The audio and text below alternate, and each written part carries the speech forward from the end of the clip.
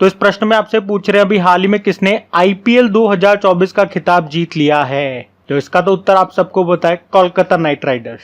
तो आईपीएल 2024 ये इसका कौन सा एडिशन था? 17वां एडिशन था। और कहां पे हुआ था? ये भारत में ही हुआ और इसका स्पॉन्सर टाटा था। और इसका जो फाइनल खेला गया वो चेन्नई के एमए चिदम्बरम स्टेडियम में खेला गया था। इसे चेपॉक के नाम से भी जानते हैं। और फाइनली आईपीएल 2024 का सीजन जीत लिया है कोलकाता नाइट राइडर्स ने। और ये इसका तीसरा टाइटल है आईपीएल में। और कोलकाता नाइट राइडर्स के कप्तान कौन है? श्रेयस अय्यर है।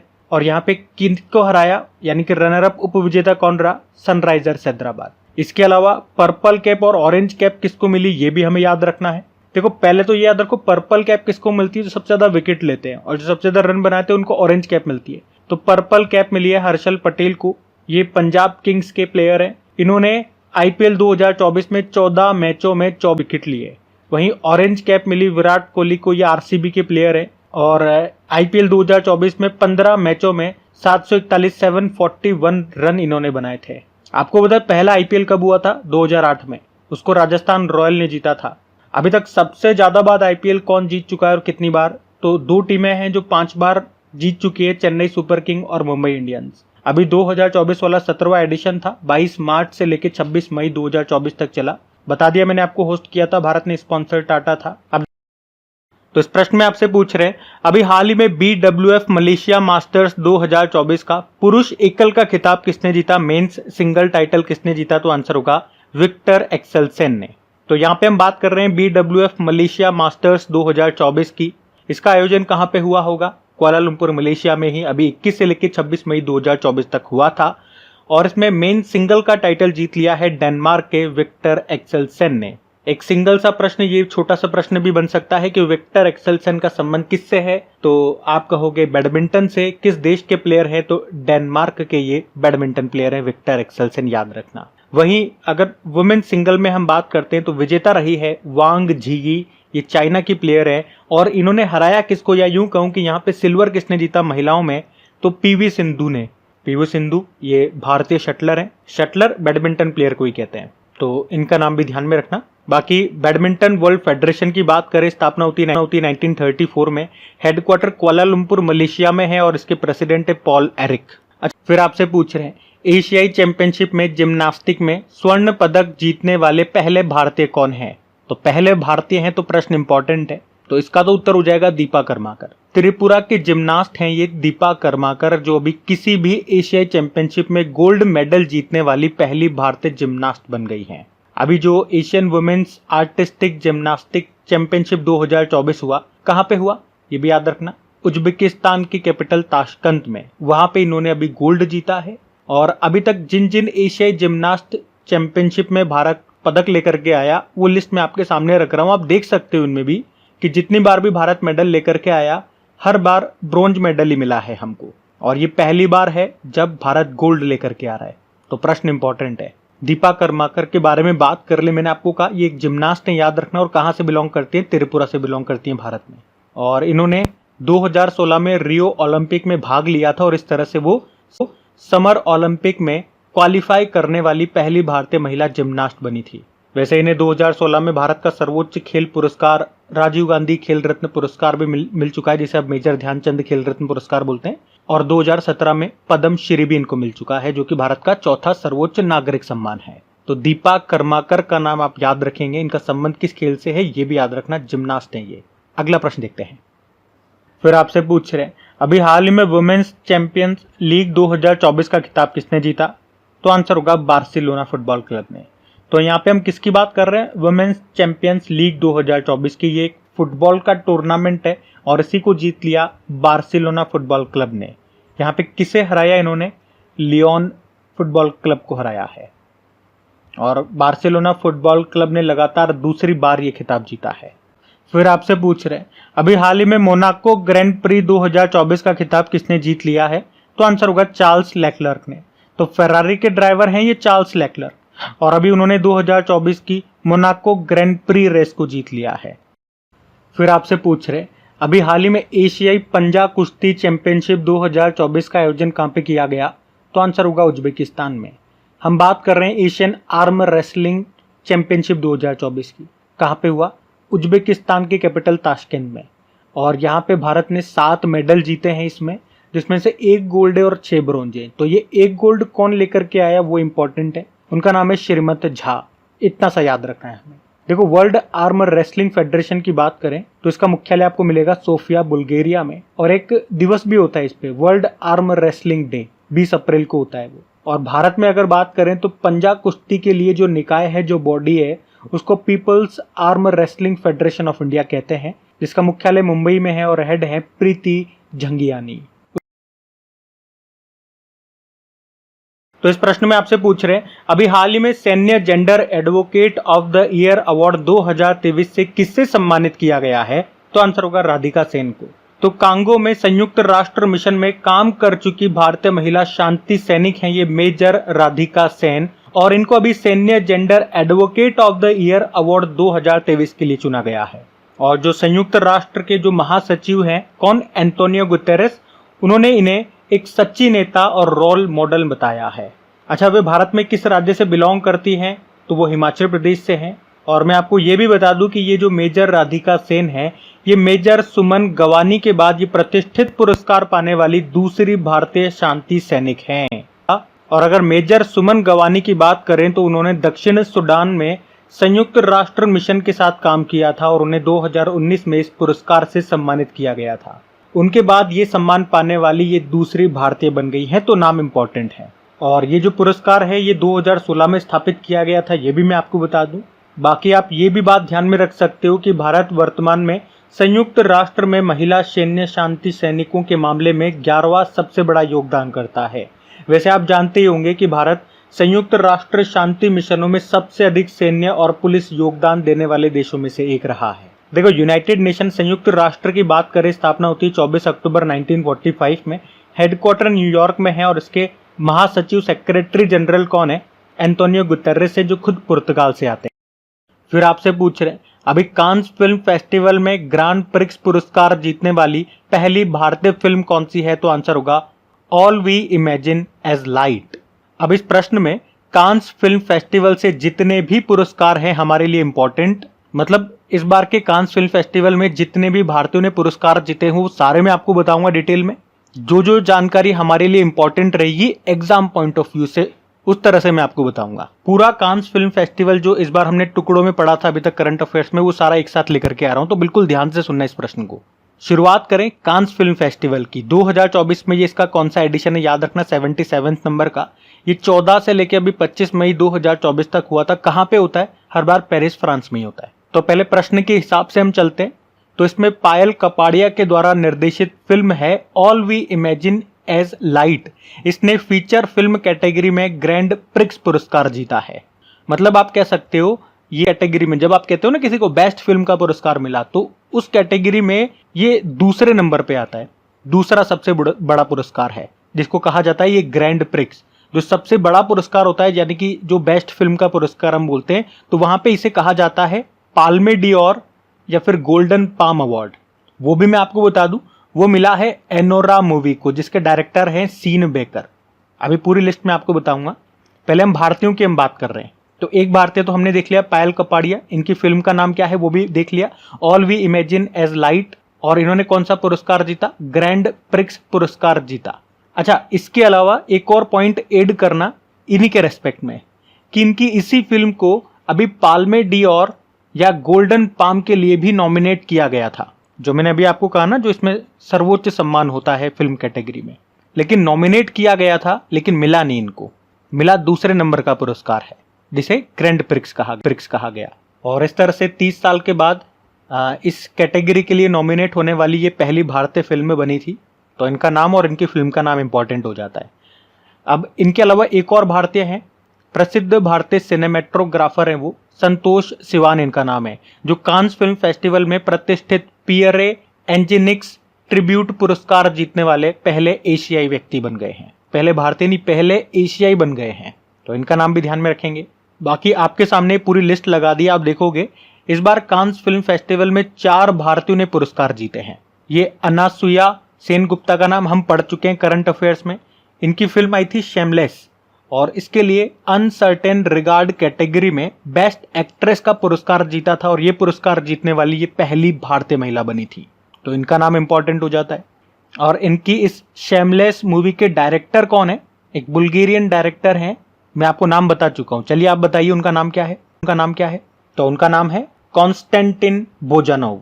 इनके अलावा चिदानंद नाइक के बारे में हमने पढ़ा था, उनकी शॉर्ट फिल्म है sunflower were the first ones to know और इसने ला सिनेफ पुरस्कार जीता था। बाकी पायल कपाड़िया और संतोष सिवान के बारे में अभी मैंने आपको बता ही दिया है। बाकी और क्या पॉइंट्स बनते हैं यहाँ पे भारत से संबंधित, तो एक तो ये पॉइंट बन जाएगा कि भारत ने पहली बार कांस फिल्म फेस्टिवल में भारत पर्व की मेजबानी की थी। उसके अलावा प्रसिद्ध भारतीय फिल्म निर्माता और निर्देशक हैं श्याम बेनेगल, उनकी फिल्म है मंथन, उसको यहाँ पे प्रदर्शित किया गया। और इसी तरह से मौसम अली, इनकी फिल्म इन रिट्रीट को भी यहाँ पे प्रदर्शित किया गया। तो ये 2 पॉइंट और बनते हैं यहाँ से।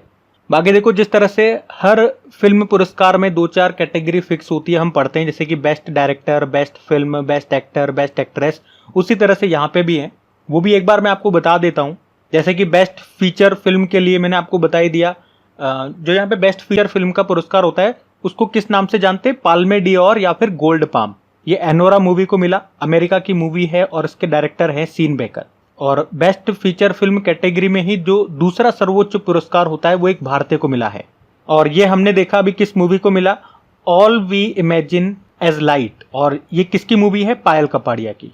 उसके अलावा फीचर फिल्म के लिए बेस्ट डायरेक्टर का अवार्ड मिला मिगुएल गोम्स को, ये पुर्तगाल के हैं, इनकी फिल्म ग्रैंड टूर के लिए। अब ये सारे अंग्रेजी नाम आएंगे नीचे। जैसे कि बेस्ट एक्टर का अवार्ड मिला है जेसी प्लेमंस को, ये अमेरिकी हैं, इनकी फिल्म काइंड्स फॉर काइंडनेस के लिए। बेस्ट एक्ट्रेस का अवार्ड सेलेना गोमेज को मिला है, ये अमेरिकी एक्ट्रेस है, इनकी फिल्म एमिलिया पेरेज के लिए। और एक विशेष पुरस्कार भी यहाँ पे दिया गया मोहम्मद रसूलफ के द्वारा निर्देशित the सिंड for the sacred fig के लिए। अच्छा, इसके अलावा 3 नाम हम लोगों ने और देखे थे जिनको मानद पाल्मे डी और पुरस्कार के लिए चुना गया था, जो कि इसका सर्वोच्च सम्मान होता है, कांस फिल्म फेस्टिवल का सबसे बड़ा सम्मान कहा जाता है। वो 3 कौन कौन है? एक तो मेरिल स्ट्रीप है, अमेरिकी एक्ट्रेस, जॉर्ज लुकास, अमेरिकी फिल्म डायरेक्टर, और एक जापान की स्टूडियो घिबिली कंपनी है, उसको भी चुना गया था। तो इस तरह से ये पूरा का पूरा कांस फिल्म फेस्टिवल हमने कवर कर लिया। सारे भारतीय जो भी विजेता रहे और जो भी भारत किसी भी कारण से न्यूज में रहा था वो भी मैंने आपको कवर करा दिया। और ये जो अवार्ड थे ये भी हमने पढ़ लिए, और जो सर्वोच्च सम्मान था वो भी मैंने आपको बता दिया। तो ध्यान में रखना, अब कहीं से भी प्रश्न आ जाए छूटना नहीं चाहिए। अगला प्रश्न देखते हैं।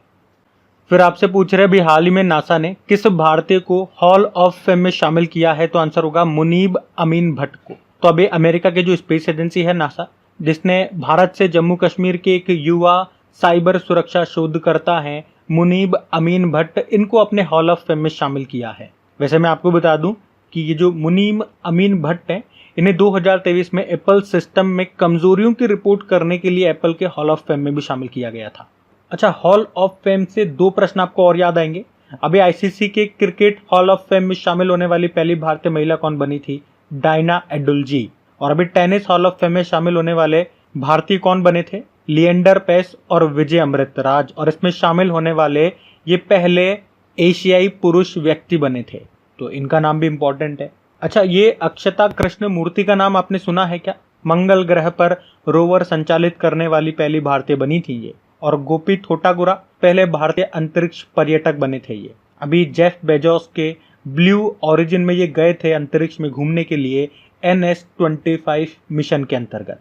बाकी बात नासा की हो रही है तो इसके बारे में जानते हैं। देखो, नासा की फुल फॉर्म होती है national aeronautics and space administration, और इसकी स्थापना भी तभी होती है जब DRDO की होती है, यानी कि 1958 में। वॉशिंगटन DC में मुख्यालय मिल जाएगा और इसके एडमिनिस्ट्रेटर प्रशासक हैं बिल नेल्सन। तो ध्यान रखना। ये अगला प्रश्न देखते हैं। फिर आपसे पूछ रहे हैं अभी हाल ही में किसे अंतरराष्ट्रीय बुद्ध शांति पुरस्कार से सम्मानित किया गया? तो आंसर होगा डॉक्टर रश्मि सलूजा को। तो कौन है ये डॉक्टर रश्मि सलूजा? वे रेलीगेयर एंटरप्राइजेस की कार्यकारी अध्यक्ष हैं और अभी इन्हीं को नई दिल्ली में म्यांमार दूतावास के द्वारा अंतरराष्ट्रीय बुद्ध शांति पुरस्कार से सम्मानित किया गया। उनको शांति और वैश्विक सद्भाव को बढ़ावा देने में उनके योगदान के लिए सम्मानित किया गया। तो इस प्रश्न में पूछ रहे कि अभी भारत के पहले मल्टी मॉडल लॉजिस्टिक पार्क का निर्माण ये कहां पे किया जाएगा? तो आंसर होगा चेन्नई में। तो याद रखना ये होगा भारत का पहला मल्टी मॉडल लॉजिस्टिक पार्क। कहां पे बनेगा? चेन्नई के पास माप्पेडू में, माप्पेडू नाम की एक जगह है, वहां पे इसे बनाया जाएगा। और कौन बनाएगा? तो रिलायंस इंडस्ट्रीज बनाएगी और इसको बनाने में लागत आएगी 1424 करोड़ रुपए। और ये जो पार्क है ये चेन्नई बंदरगाह से आप देखोगे तो 52 किलोमीटर की दूरी पर है, एन्नोर पोर्ट से 80 किलोमीटर और कट्टुपल्ली पोर्ट से 87 किलोमीटर की दूरी पर है। तो इस पार्क में कार्गो की हैंडलिंग की जाएगी, जो जहाजों से कार्गो आते हैं, सामान आते हैं जिनमें, उसकी हैंडलिंग यहाँ पे की जाएगी, उसका स्टोरेज किया जाएगा, ये सब काम यहाँ पे होंगे। तो याद रखना ये भारत का पहला मल्टी मॉडल लॉजिस्टिक पार्क होगा जिसका निर्माण होगा कहाँ पे? चेन्नई में। फिर आपसे पूछ रहे अभी हाल ही में गेल ने अपना पहला ग्रीन हाइड्रोजन प्लांट ये कहां पे शुरू किया? तो आंसर होगा मध्य प्रदेश। तो गेल मतलब gas authority of India limited, इसने अपना पहला ग्रीन हाइड्रोजन प्लांट ये शुरू किया है कहां पे? मध्य प्रदेश के विजयपुर में। और इसकी कैपेसिटी बताई जा रही है 4.3 टन ग्रीन हाइड्रोजन ये प्रोड्यूस करेगा पर डे, इसकी क्षमता होगी। अच्छा, ग्रीन हाइड्रोजन हम कई बार सुनते हैं, क्या मतलब होता है ग्रीन हाइड्रोजन का? देखो, अगर हमें हाइड्रोजन प्रोड्यूस करनी है, हाइड्रोजन का उत्पादन करना है, तो हमें H2O वाटर से हाइड्रोजन मिल जाएगा। तो हम क्या करेंगे? H2O यानी कि वाटर, इसको हम इसके मुख्य घटकों में, इसके जो मेन कॉन्स्टिट्यूएंट पार्टिकल्स है उनमें तोड़ देंगे, तो हमें हाइड्रोजन और ऑक्सीजन अलग अलग मिल जाएगी। और कैसे तोड़ते हैं, किस प्रोसेस के थ्रू तोड़ते हैं? तो उस प्रोसेस को कहते हैं इलेक्ट्रोलिसिस करना। लेकिन इलेक्ट्रोलिसिस के प्रोसेस में भी हमें इलेक्ट्रिसिटी देनी पड़ती है, एनर्जी देनी पड़ती है। तो अगर वो एनर्जी हमें रिन्यूएबल एनर्जी से मिल रही है, रिन्यूएबल सोर्सेज से मिल रही है यानी कि अक्षय ऊर्जा है वो, जैसे कि विंड एनर्जी हो गई, सोलर एनर्जी हो गई, अगर यहां से वो एनर्जी मिल रही है इलेक्ट्रोलिसिस करने में और फिर हम हाइड्रोजन का उत्पादन कर रहे हैं, तो ऐसी हाइड्रोजन को ग्रीन हाइड्रोजन कहा जाता है। बात समझ में आ गई? और ये और लाइन याद रख लो कि यहाँ पे 10 मेगावाट का प्रोटॉन एक्सचेंज मेम्ब्रेन इलेक्ट्रोलाइजर का यूज होगा जो कि कनाडा से इंपोर्ट किया गया है। अब यहाँ पे हाइड्रोजन से संबंधित मैं आपको कई सारे प्रश्न करवाऊंगा जिसमें बहुत सारे करंट अफेयर्स के प्रश्न होंगे और कुछ स्टैटिक प्रश्न भी होंगे। लेकिन उससे पहले नेशनल ग्रीन हाइड्रोजन मिशन की हम चर्चा कर लेते हैं, जो कब शुरू हुई थी या कैबिनेट से कब इसे अप्रूवल मिला था? 4 जनवरी 2023 की वो तारीख है। और इस नेशनल ग्रीन हाइड्रोजन मिशन का उद्देश्य क्या है? 2030 तक हर साल 5 million metric ton green hydrogen produce करना और साथ में हमें 2030 तक 125 गीगावाट रिन्यूएबल एनर्जी का प्रोड्यूस करना, ये टारगेट है इसका। और इस मिशन के लिए सरकार ने 19,744 करोड़ रुपए अप्रूव किए हैं। बाकी गेल की भी बात कर लें, गेल की भी चर्चा हुई है। ये एक महारत्न कंपनी है, स्थापना होती है 1984 में, मुख्यालय नई दिल्ली में है और सीएमडी है संदीप गुप्ता। अब चलो फिर आपसे पूछ रहे अभी हाल ही में नॉर्वेस्टर्स का अध्ययन करने वाला भारत का पहला शोध केंद्र कहां पे शुरू होगा? तो आंसर होगा उड़ीसा में। नॉर्वेस्टर्स, इसी को पूर्वोत्तर भारत में काल बैसाखी भी कहते हैं। और ये है क्या? तो ये बरसाती मौसम के पहले जो आंधी तूफान और थोड़ी बहुत बारिश होती है उसी को नॉर्वेस्टर्स कहा जाता है। और ये होती क्यों है? तो आप फोटो में देखो, मैं आपको दिखाने की कोशिश करता हूँ। तो नीचे बे ऑफ बंगाल से नमी वाली हवाएं आती है और इधर नॉर्थ साइड से ड्राई विंड आती है, सूखी हवाएं आती है। और जब ये दोनों आपस में आकर के मिलती हैं तो ऐसी स्थिति पैदा होती है कि वहाँ पे छोटे छोटे बवंडर आना चालू हो जाते हैं, आंधी तूफान आना चालू हो जाते हैं, बद्दल बन जाते हैं और फिर वो आंधी के साथ साथ बारिश करने लग जाते हैं। इसी को नॉर्वेस्टर कहा जाता है। और अभी इस नॉर्वेस्टर की स्टडी करने के लिए, उसका अध्ययन करने के लिए भारत का पहला रिसर्च सेंटर खुलेगा। कहाँ पे? याद रखना, उड़ीसा के भद्रक जिले के चंदबली में। तो याद रखना ये। फिर आपसे पूछ रहे हाल ही में भारतीय वायुसेना के सेवारत कर्मचारियों और उनके परिवार के लिए पहली आपातकालीन चिकित्सा प्रतिक्रिया प्रणाली ये कहाँ पे शुरू हुई? तो आंसर होगा बेंगलुरु। तो अभी भारतीय वायुसेना ने अपने कर्मचारियों और उनके परिवार वालों के लिए बेंगलुरु में अपनी पहली आपात चिकित्सा प्रणाली को शुरू किया है। तो इसमें क्या होगा? तो देश भर में वायुसेना के जो कर्मी हैं, जो कर्मचारी हैं और उनके जो परिवारजन हैं, वे आपातकालीन स्थिति में, मतलब जब उनको जरूरत हो, जब चिकित्सा की उनको आवश्यकता हो, तो वो टेलीफोन पर चिकित्सा सलाह ले सकते हैं। तो अभी से कहाँ शुरू किया गया? बेंगलुरु में। वैसे हमारा एयर चीफ मार्शल कौन है? विवेक राम चौधरी हैं और एयरफोर्स डे 8 अक्टूबर को मनाते हैं। अच्छा, मुझे आप लोग बताएं कमेंट करके, अभी हमारे नए नौसेना प्रमुख नेवल चीफ बने थे, उनका नाम क्या है? बाकी ये प्रश्न और ध्यान रखना है, ये हमने करंट अफेयर्स में पढ़ा था कि भारत की पहली हेलीकॉप्टर आपातकालीन चिकित्सा सेवा कहाँ शुरू हुई थी? तो आंसर होगा उत्तराखंड में। जो ऋषिकेश में जो एम्स है वहां से इसको संचालित किया जाएगा। और इसे किस प्रोजेक्ट के तहत शुरू किया गया ये पूछेंगे तो उत्तर होगा प्रोजेक्ट संजीवनी।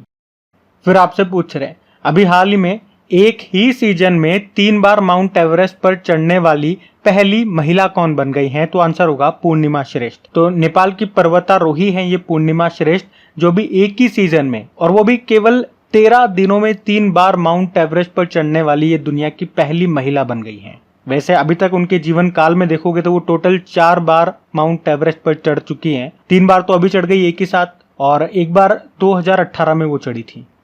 फिर आपसे पूछ रहे हैं कि अभी single piece 3D printed engine launch करने वाली दुनिया की पहली कंपनी कौन सी बन गई है? तो आंसर होगा अग्निकूल कॉस्मोस। तो आपको बताए चेन्नई का ये एक स्पेस स्टार्टअप है अग्निकूल कॉस्मोस, जिसने अभी single piece 3D printed engine के साथ दुनिया का पहला अंतरिक्ष रॉकेट लॉन्च किया है। इस रॉकेट का नाम तो अग्निबाण है और इस 3D प्रिंटेड इंजन का नाम अग्निलैट है।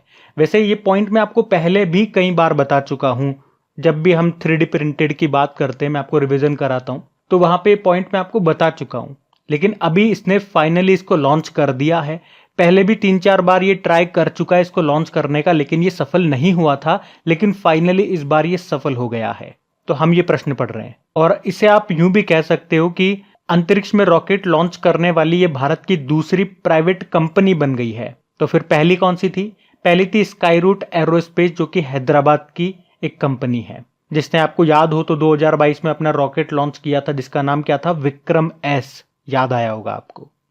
अच्छा, फिर आपसे पूछ रहे हैं अभी एक ही सीजन में माउंट एवरेस्ट और माउंट लोहत्से पर चढ़ने वाले पहले व्यक्ति कौन बन गए? तो आंसर होगा सत्यदीप गुप्ता। तो भारतीय पर्वतारोही हैं ये सत्यदीप गुप्ता, जो एक ही सीजन में एक ही सत्र में माउंट एवरेस्ट और माउंट लोहत्से पर 2 बार चढ़ने वाले दुनिया के पहले व्यक्ति बन गए हैं। माउंट एवरेस्ट आप जानते हो दुनिया की सबसे ऊंची चोटी है, और ये माउंट लोहत्से ये दुनिया की चौथी सबसे ऊंची चोटी है। अच्छा, इसी के साथ उन्होंने एक और रिकॉर्ड बनाया कि माउंट एवरेस्ट से माउंट लोहत्से तक 11 घंटे 15 मिनट में यात्रा करने वाले वो पहले भारतीय भी बन गए।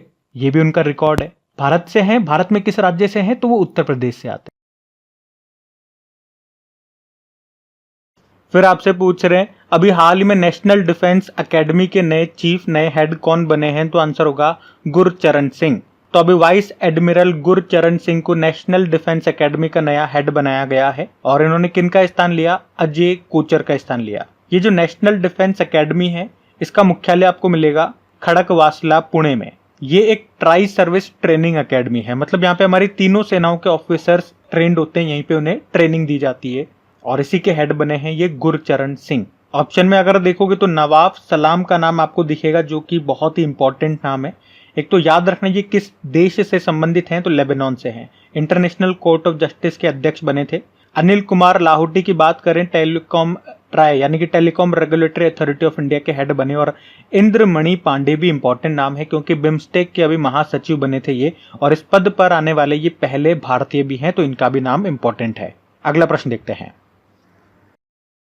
फिर आपसे पूछ रहे अभी हाल ही में लिथुआनिया के राष्ट्रपति के रूप में अभी किसे चुना गया? तो आंसर होगा गीतानास नौसेदा को। तो गीतानास नौसेदा ने फिर से लिथुआनिया देश के राष्ट्रपति पद का चुनाव जीत लिया, और इस तरह से लिथुआनिया देश में राष्ट्रपति के रूप में ये उनका दूसरा कार्यकाल होगा। मतलब अभी तक पहले भी यही थे, वापस से चुनाव हुए, फिर से ये जीत गए। लिथुआनिया की पहले बात करते हैं तो आप जानते हो ये एक बाल्टिक कंट्री है। बाल्टिक देश 3 है। कौन कौन से? लिथुआनिया, लातविया और एस्टोनिया। और इन्हें बाल्टिक देश कहा जाता है क्योंकि ये बाल्टिक सागर के किनारे स्थित है। इसकी कैपिटल देखो आप, कैपिटल विनियस है, करेंसी है यूरो, और प्रधानमंत्री हैं इंग्रिडा सिमोनिटे। फिर पूछ रहे हैं अभी मई 2024 में डीआरडीओ के जो अध्यक्ष हैं उनका कार्यकाल अभी कितने समय के लिए बढ़ा दिया गया? तो इसका तो उत्तर हो जाएगा 1 साल। लेकिन प्रश्न अगर पूछा जाए कि डीआरडीओ के अध्यक्ष कौन है, तो फिर उत्तर होगा समीर वेकामत, जो कि डीआरडीओ के अध्यक्ष हैं वर्तमान में। लेकिन अभी उनका कार्यकाल 31 मई 2024 को पूरा हो रहा था, लेकिन अभी उनका कार्यकाल फिर से 1 साल के लिए बढ़ा दिया गया। तो अब ये 2025 में जाकर रिटायर्ड होंगे। अच्छा, मैं आपको ये भी बता दूं कि वे भारत सरकार के रक्षा अनुसंधान और विकास विभाग के सचिव भी हैं, यानी कि department of defence research and development के सेक्रेटरी भी हैं, और डीआरडीओ के अध्यक्ष भी हैं। एक अच्छा प्रश्न बनता है यहाँ पे कि भारत सरकार ने डीआरडीओ में सुधार के लिए किसकी अध्यक्षता में 9 सदस्यीय पैनल का गठन किया था? तो याद रखना, प्रोफेसर के विजय राघवन। देखो, डीआरडीओ मतलब होता है defence research and development organisation. स्थापना होती है 1958 में। हेडक्वार्टर नई दिल्ली में हो गया और इसका मोटो होता है strength origin is in knowledge. तो ध्यान रखना ये। अगला प्रश्न देखते हैं। फिर आपसे पूछ रहे, अभी हाल ही में विश्व पशु स्वास्थ्य संगठन का नया महानिदेशक किसे बनाया गया है?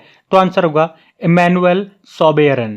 तो world organisation for animal health ने अभी फ्रांस की हैं ये डॉक्टर इमैनुअल सोबेरन, इनको 5 सालों के लिए अपने 8वें महानिदेशक यानी कि डायरेक्टर जनरल के रूप में नियुक्त किया है। वे किनका स्थान लेंगी? डॉक्टर मोनिक एलोइट का स्थान लेंगी।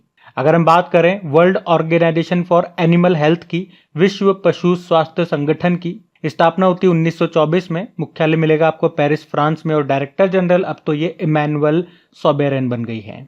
अच्छा, ये डेविड साल्वाग्निनी का नाम हमने सुना था अभी। नासा ने आर्टिफिशियल इंटेलिजेंस के लिए इनको प्रमुख बनाया था। बाकी पुर्तगाल के प्रधानमंत्री बने थे अभी लुइस मॉन्टेनेग्रो और आयरलैंड के सबसे युवा प्रधानमंत्री बने थे ये साइमन हैरिस इनका नाम है। तो ये इंटरनेशनल अपॉइंटमेंट वाला प्रश्न है, अच्छा प्रश्न है, इसको भी ध्यान में रखना। अगला प्रश्न है, फिर आपसे पूछ रहे हैं अभी हाल ही में नेशनल एसेट रिकंस्ट्रक्शन कंपनी के एमडी सीईओ कौन बने? तो आंसर होगा पी संतोष। ये जो नेशनल एसेट रिकंस्ट्रक्शन कंपनी है ना, इसे बेड बैंक भी कहते हैं।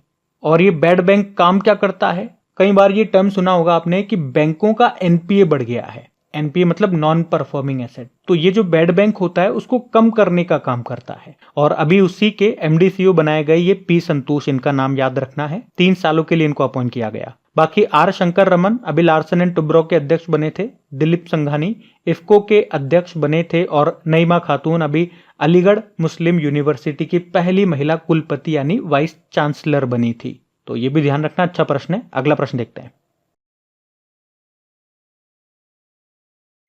फिर आपसे पूछ रहे हैं अभी हाल ही में विश्व थायराइड दिवस कब मनाया गया? तो आंसर होगा 25 मई को।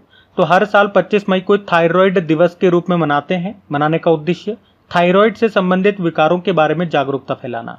पहली बार 2008 में मनाया था। थायराइड आप देखोगे दिखेगी नहीं, मतलब गले के अंदर है। ये तितली के आकार की या एच शेप में एक ग्रंथि होती है, ग्लैंड होता है, गले में होती है। ये एक एंडोक्राइन ग्लैंड है। एंडोक्राइन ग्लैंड क्या होती है? जो डक्टलेस होती है, मतलब जिनमें नलिका नहीं होता है। इनसे हार्मोन निकलता है तो डायरेक्ट डक्ट में न जाकर के ब्लड में मिल जाती है। और कौन सा हार्मोन बनाती है? ये थायरोक्सिन हार्मोन।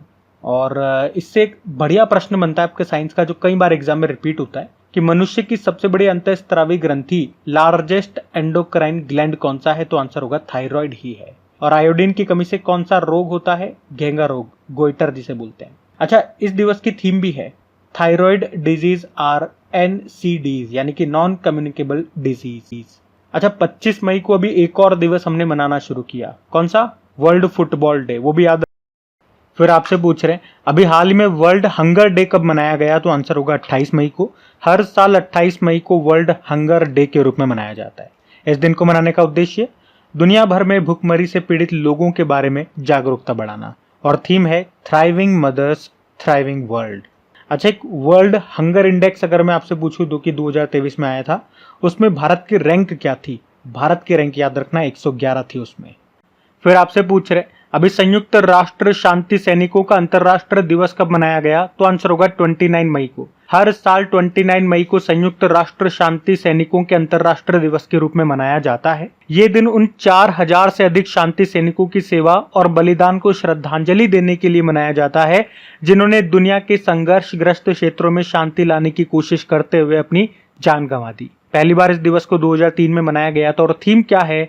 भविष्य के लिए उपयुक्त, साथ मिलकर बेहतर निर्माण करना। Fit for the future, building better together. और ये जो संयुक्त राष्ट्र शांति सैनिक हैं या शांति रक्षक आप इन्हें कह दो, इन्हें ब्लू हेलमेट भी कहा जाता है क्योंकि ये नीले कलर का हेलमेट पहनते हैं। और मैं ये पॉइंट आपको पहले भी बता चुका हूं कि संयुक्त राष्ट्र शांति अभियान में भारत दूसरा सबसे बड़ा योगदान करता है। सबसे ज्यादा शांति सैनिक हम भेजते हैं, इस मामले में भारत दूसरे स्थान पर है। और संयुक्त राष्ट्र शांति सैनिकों को उनके प्रशंसनीय कार्य के लिए 1988 का नोबेल पुरस्कार से भी सम्मानित किया गया था। ये पॉइंट भी याद रखना। और इससे संबंधित एक प्रश्न आपको और याद आएगा कि अभी सैन्य gender advocate of the year award 2023 से किसे सम्मानित किया गया, तो आंसर होगा राधिका सेन को। भारत में ये किस राज्य से बिलोंग करती हैं, तो हिमाचल प्रदेश से। संयुक्त राष्ट्र की बात करें, स्थापना होती है 24 अक्टूबर 1945 में। हेडक्वार्टर न्यूयॉर्क में मिलेगा और इसके सेक्रेटरी जनरल महासचिव कौन है, एंटोनियो गुतेरेस, जो कहां से हैं, पुर्तगाल से हैं। और वैसे 29 मई को माउंट एवरेस्ट डे भी मनाते हैं। क्यों मनाते हैं, क्योंकि 29 मई 1953 को न्यूजीलैंड के जो सर एडमंड हिलेरी हैं और उनके साथ जो भारतीय नेपाली शेरपा थे तेंजिंग नोर्गे, उन्होंने माउंट एवरेस्ट पर पहली बार चढ़ाई की थी, इसीलिए 29 मई को माउंट एवरेस्ट डे के रूप में मनाते हैं।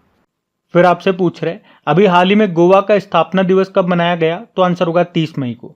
देखो गोवा आपको पता है पुर्तगालियों का शासन रहा है गोवा पे कब से, 1510 से, जब पुर्तगालियों ने बीजापुर सुल्तान आदिल शाह को पराजित किया था, तब से पुर्तगाली शासन यहाँ पे शुरू हुआ था और अगले 400 साढ़े 400 सालों तक यहाँ पे उन्हीं का शासन रहा था। अंग्रेज चले गए थे, उसके बाद भी ये यहाँ पे रहे थे। मतलब जब तक हमने धक्के मार के लात मार के नहीं निकाला तब तक गए नहीं है। और इनको निकालने के लिए आपको याद होगा 1961 में ऑपरेशन विजय चलाया था हमने, और जब ये यहाँ से चले गए थे उसको भी एक दिन के रूप में हम सेलिब्रेट करते हैं, गोवा मुक्ति दिवस, गोवा लिबरेशन डे जिसे कहते हैं, वो 19 दिसंबर को होता है। लेकिन 30 मई 1987 को गोवा ये भारत का 25वां राज्य बना था, इसीलिए 30 मई को गोवा का स्थापना दिवस मनाया जाता है। देखो गोवा की कैपिटल आप जानते हो पणजी होती है। किस नदी के किनारे है, मांडोवी नदी के किनारे। कोंकणी यहाँ की ऑफिशियल लैंग्वेज है। मुख्यमंत्री प्रमोद सावंत और गवर्नर है PS श्रीधरन पिल्लई। वैसे 30 मई को 2 और दिवस बता रहा हूं, ध्यान से सुनना, जिसमें से एक तो बिल्कुल नवीनतम है, पहली बार हम मना रहे हैं। कौन सा है मैं बताता हूं। उससे पहले ये याद रखो कि 30 मई को हिंदी पत्रकारिता दिवस भी होता है, हिंदी जर्नलिज्म डे। और आपको पता होना चाहिए देश का पहला जो न्यूज़पेपर है, जो हिंदी न्यूज़पेपर है जो भारत में पब्लिश हुआ था, उसका नाम क्या है, उद्दंड मार्तंड। कब और कहां पे, 30 मई 1826 को ये लॉन्च हुआ था, पब्लिश हुआ था। कहां पे, कलकत्ता में। और ये दिवस हम पहली बार मना रहे हैं 30 मई को। इसको क्या बोलते हैं, अंतरराष्ट्रीय आलू दिवस, पोटैटो डे। और इसकी थीम भी रखी गई है, हार्वेस्टिंग डाइवर्सिटी फीडिंग होप। तो ये 30 मई को 3 दिवस मैंने आपको बताया। फिर आपसे पूछ रहे अभी हाल ही में भारत सरकार के प्रोजेक्ट ईशान का संबंध किससे है, तो आंसर होगा एक राष्ट्र एक हवाई क्षेत्र से। देखो पहले ईशान की फुल फॉर्म देखो, initiative Indian single sky harmonised air traffic management.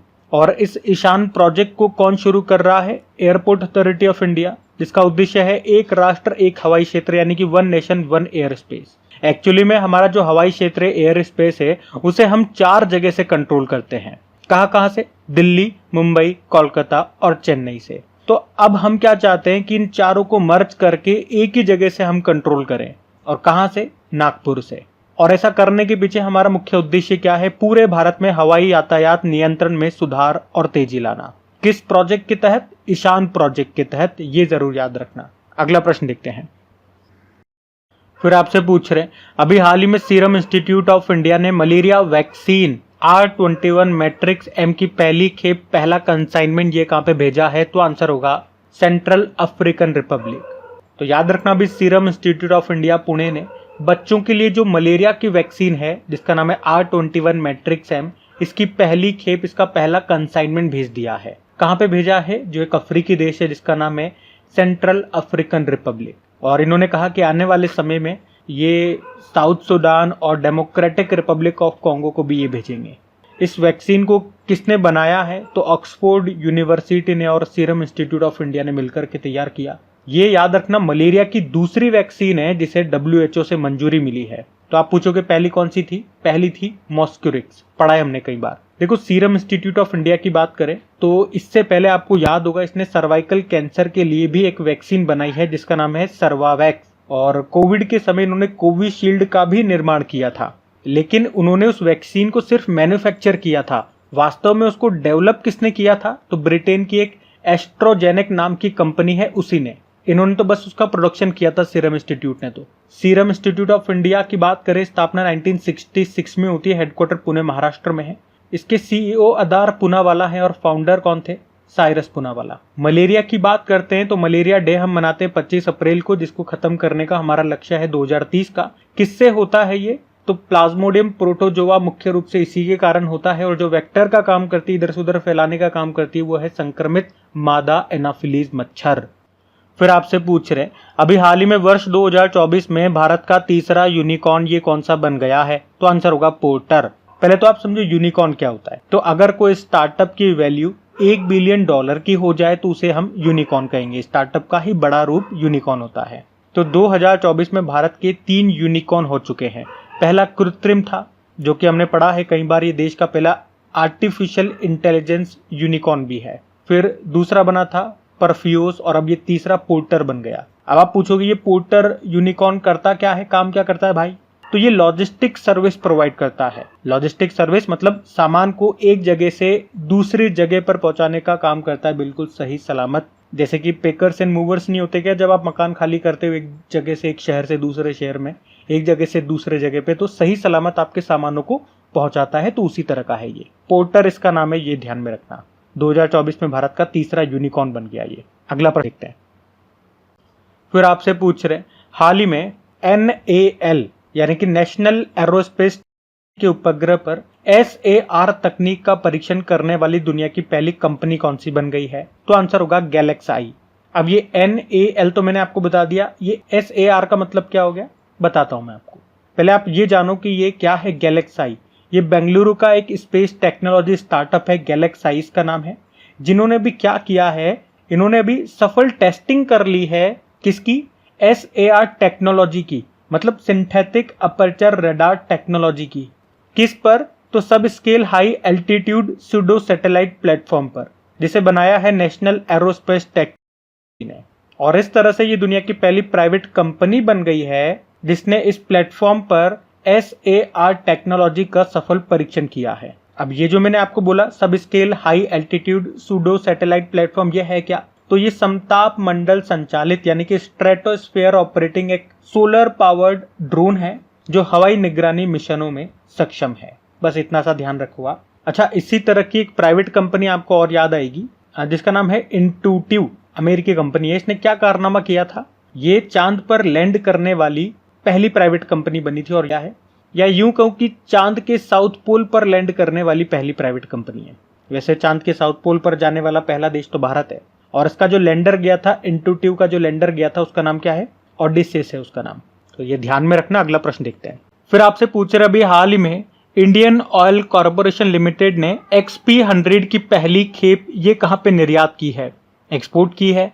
तो आंसर होगा श्रीलंका। तो अभी इंडियन ऑयल कॉर्पोरेशन लिमिटेड ने श्रीलंका को XP100 का पहला कंसाइनमेंट भेज दिया है। ये XP100 क्या है भाई? तो ये एक ईंधन है, फ्यूल है, जिसका ऑक्टेन नंबर है 100, मतलब ये प्रीमियम फ्यूल है। देखो ऑक्टेन नंबर से फ्यूल की क्वालिटी का पता चलता है। देखो जितना ज्यादा ऑक्टेन नंबर होगा उतनी अच्छी क्वालिटी का ईंधन होगा, और ऑक्टेन नंबर में जो हाईएस्ट नंबर होता है वो 100 होता है। तो ये एक प्रीमियम फ्यूल है जो अभी श्रीलंका को एक्सपोर्ट किया गया है। कहां से किया हमने? भाई जहाज के द्वारा किया है, लेकिन कहां से? मुंबई के जवाहरलाल नेहरू पोर्ट से। और इस फ्यूल का निर्माण कहां पे हुआ ये पूछेंगे तो मथुरा रिफाइनरी में, जो कि उत्तर प्रदेश में है। फिर आपसे पूछ रहे अभी हाल ही में वैश्विक स्तर पर भारतीय शेयर बाजार ने $5 ट्रिलियन पूंजीकरण के साथ कौन सा स्थान हासिल किया? तो आंसर होगा 5वां। तो भारतीय शेयर मार्केट की बात हो रही है जिसका मार्केट कैप यानी कि बाजार पूंजीकरण $5 ट्रिलियन का हो चुका है। ट्रिलियन मतलब होता है 10 की पावर 12, और मार्केट कैप बाजार पूंजीकरण में आपको समझा चुका हूं। जैसे कि टोटल शेयर ले लो और उसे गुणा कर दो, मल्टीप्लाई कर दो उस एक शेयर की वैल्यू से, तो जो वैल्यू आएगी वो बताएगा मार्केट कैप को। तो भारतीय शेयर मार्केट का जो मार्केट कैप है वो $5 ट्रिलियन का हो चुका है, और इसी के साथ भारत पूरी दुनिया में शेयर मार्केट के मामले में 5वें स्थान पे आ गया है। पहले स्थान पे अमेरिका है, दूसरे पे चाइना, तीसरे पे जापान, चौथे पे हांगकांग और 5वें पे भारत। अच्छा, फिर पूछ रहे हैं अभी हाल ही में वर्ष 2023-24 में सर्वाधिक ट्रांसमिशन लाइन जोड़ने वाला राज्य कौन सा है? तो आंसर होगा उत्तर प्रदेश। तो अभी केंद्रीय विद्युत प्राधिकरण के द्वारा जारी आंकड़ों के अनुसार 2023-24 में राज्य ट्रांसमिशन कंपनियों के द्वारा ट्रांसमिशन लाइन जोड़ने के मामले में उत्तर प्रदेश टॉप पर है। वैसे पिछली बार भी 2022-23 में भी इस मामले में उत्तर प्रदेश ही टॉप पर था, लेकिन अगर इस बार की बात करते हैं 2023-24 की, तो इसमें उत्तर प्रदेश 220 किलोवोल्ट या उससे अधिक की 1460 किलोमीटर की ट्रांसमिशन लाइनें इसने जोड़ी है। तो पहले स्थान पे उत्तर प्रदेश, दूसरे पे गुजरात और तीसरे पे इसमें तमिलनाडु है। ट्रांसमिशन लाइन से मतलब क्या हो गया, आप लोगों ने देखे होंगे अपने शहर में, अपने गांव में बड़े बड़े से टावर लगे होते हैं। एक तो हमारे घर के आगे जो खंबे होते हैं वो, जिससे तार निकलती है, जिसमें 220 वोल्टेज का डिफरेंस होता है। लेकिन एक बड़े बड़े आपने इस तरह के खंबे देखे होंगे, एंटीनास देखे होंगे, जिसमें लंबे लंबे झूलते हुए तार जाते रहते हैं आगे। तो वो ट्रांसमिशन लाइन से उसका एक हिस्सा तो बिजली के प्लांट से जुड़ा हुआ होता है जहां से बिजली आती है बन करके, और दूसरा हिस्सा उस क्षेत्र के ग्रिड से जुड़ा हुआ होता है जहां पे बिजली जानी होती है। इनमें हाई वोल्टेज पे बिजली ट्रांसमिट होती है, क्योंकि हमारे घर के बाहर वाले पे तो हमने कहा कितना वोल्टेज डिफरेंस होता है, 220 वोल्ट का, और यहाँ पे मैंने आपको बताया 220 किलोवाट या फिर उससे भी ज्यादा। तो याद रखना, सर्वाधिक ट्रांसमिशन लाइन जोड़ने वाला राज्य कौन सा है, मतलब जिसमें सबसे ज्यादा इस तरह की लाइनें डली है, तो उत्तर प्रदेश इसमें नंबर 1 है। अगला प्रश्न देखते हैं। फिर आपसे पूछ रहे हैं, अभी हाल ही में अंतर्राष्ट्रीय परमाणु ऊर्जा एजेंसी का परमाणु सुरक्षा पर चौथा अंतर्राष्ट्रीय सम्मेलन कहां पे आयोजित हुआ, तो आंसर होगा वियना। तो अंतर्राष्ट्रीय परमाणु ऊर्जा एजेंसी यानी कि इंटरनेशनल एटॉमिक एनर्जी एजेंसी, इसने भी परमाणु सुरक्षा पर अंतर्राष्ट्रीय सम्मेलन का आयोजन किया और इस बार ये इसका चौथा संस्करण था।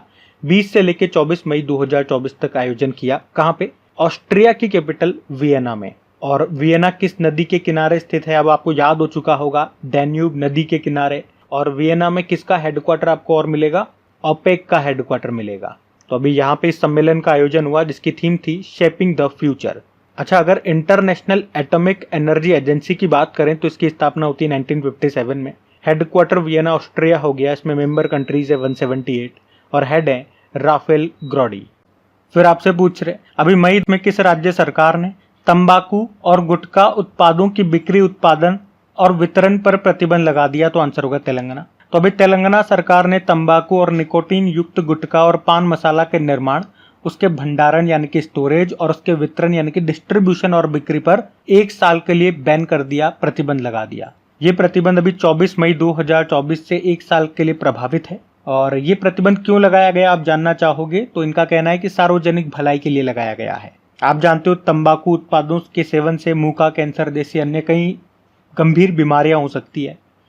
और मैं आपको बता दूं कि चबाने वाले या धूम्र रहित तंबाकू पर पहली बार 2002 में महाराष्ट्र सरकार ने प्रतिबंध लगाया है।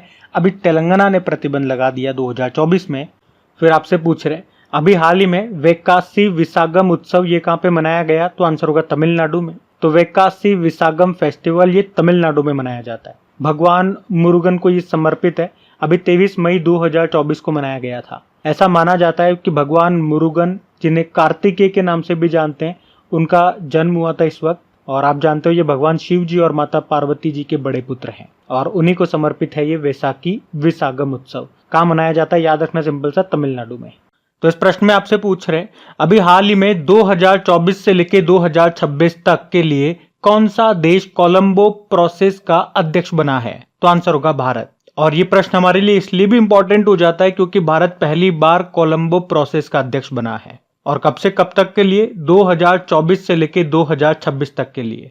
अब क्या है ये कोलंबो प्रोसेस और इसकी स्थापना कब हुई थी ये हम देखते हैं। देखो, इसकी स्थापना 2003 में हुई थी और इसे श्रीलंका के कोलंबो में आयोजित मंत्री स्तरीय परामर्श के दौरान लॉन्च किया गया था।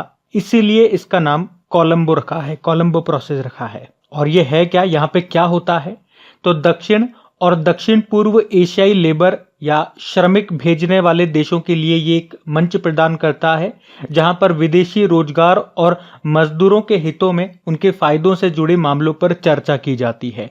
एक सिंपल सी अगर लाइन में मैं बोलूं तो इसका उद्देश्य है सदस्य देशों के बीच प्रवासी मजदूरों के हितों को लेकर बातचीत करना। इसके कितने सदस्य देश हैं? एशिया के 12 देश इसके सदस्य हैं। भारत स्टार्टिंग से ही इसका सदस्य है और अभी इसका अध्यक्ष बन गया है पहली बार। फिर आपसे पूछ रहे हैं, अभी हाल ही में डीआरडीओ ने कहां पर रुद्र M2 जो कि एयर टू सरफेस मिसाइल, इसका सफल परीक्षण किया, कहां पे, तो आंसर होगा उड़ीसा में। कौन सी मिसाइल है? रुद्र M2। ये एक एयर टू सरफेस मिसाइल है, यानी कि हवा से सतह पर वार करने वाली मिसाइल है। और अभी डीआरडीओ ने इसका सफल परीक्षण किया है, कहां पे? उड़ीसा में। और किससे परीक्षण किया, तो इंडियन एयरफोर्स के सुखोई 30 MKI लड़ाकू विमान से इसका परीक्षण किया।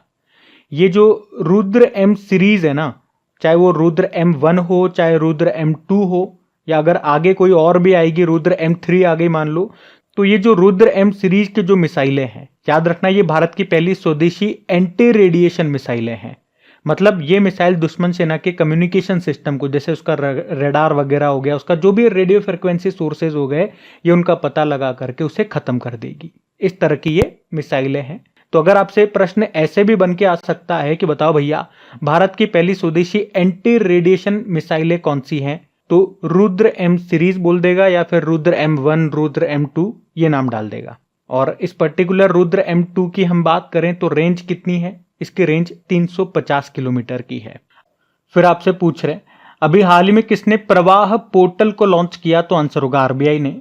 तो आरबीआई के जो गवर्नर है कौन, शक्तिकांत दास, अभी उन्होंने एक्चुअल में 3 प्रमुख पहलें शुरू की है, मतलब 3 इनिशिएटिव स्टार्ट किए हैं। वो तीनों मैं आपको बताता हूं कौन कौन से, जिसमें से पहला तो ये हो गया प्रवाह पोर्टल, दूसरा हो गया RBI retail direct mobile application, और एक फिनटेक रिपोजिटरी हो गया। प्रवाह पोर्टल की पहले बात करते हैं। इसकी फुल फॉर्म भी है platform for regulatory application validation and authorisation.